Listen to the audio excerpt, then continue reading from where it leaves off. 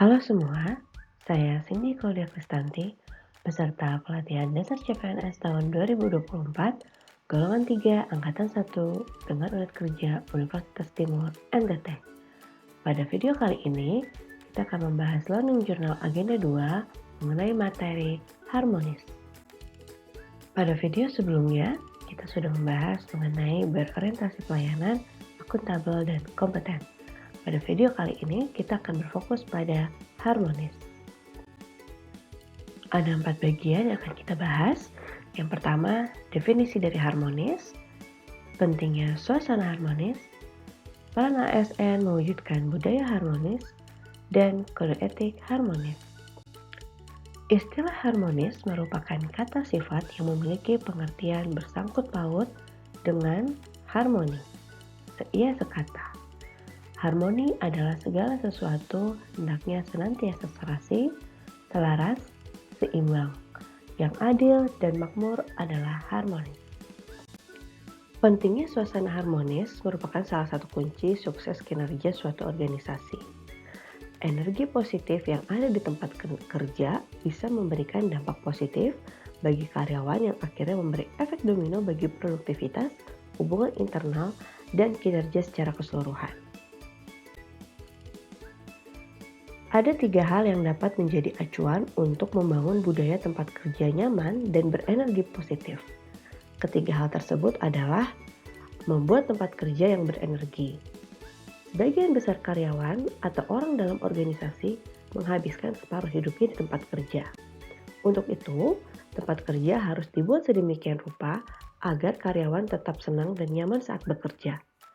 Tata ruang yang baik dan keberadaan ruang terbuka sangat disarankan.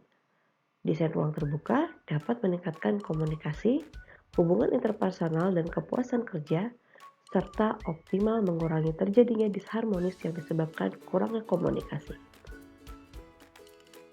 Lalu yang kedua, memberikan keleluasaan untuk belajar dan memberikan kontribusi.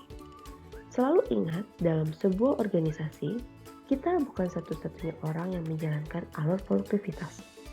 Ketika kita sudah mentok, ada baiknya kita mencari ide dari orang-orang yang berada dalam tim. Hal tersebut mampu meningkatkan keterlibatan dan rasa memiliki karyawan dalam sebuah bisnis atau organisasi. Lalu yang ketiga, berbagi kebahagiaan bersama seluruh anggota organisasi. Tak dapat dielakkan jika pendapatan adalah salah satu motivator terbaik di lingkungan kerja. Demikian juga rasa memiliki dengan membagi kebahagiaan dalam organisasi kepada seluruh karyawan dapat meningkatkan rasa kepemilikan dan meningkatkan antusiasme para karyawan. Berikut ini merupakan peran ASN mewujudkan budaya harmonis.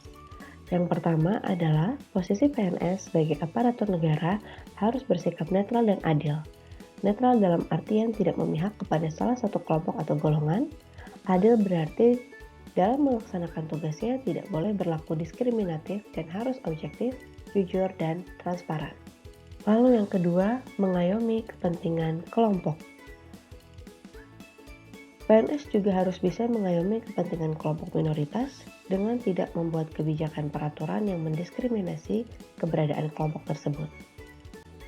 Lalu yang ketiga, PNS juga harus memiliki toleran atas perbedaan untuk menunjang sikap netral dan adil karena tidak berpihak dalam memberikan layanan.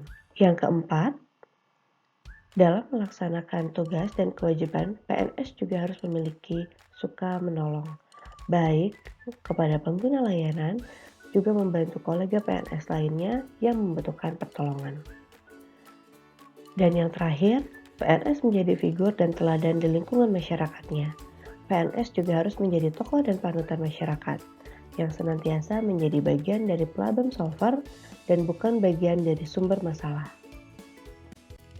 Berikut ini adalah kode etik dari harmonis.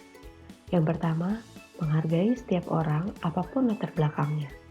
Yang kedua, suka menolong orang lain. Dan yang terakhir, membangun lingkungan kerja yang kondusif. Itu adalah video Learning Journal materi harmonis. Terima kasih.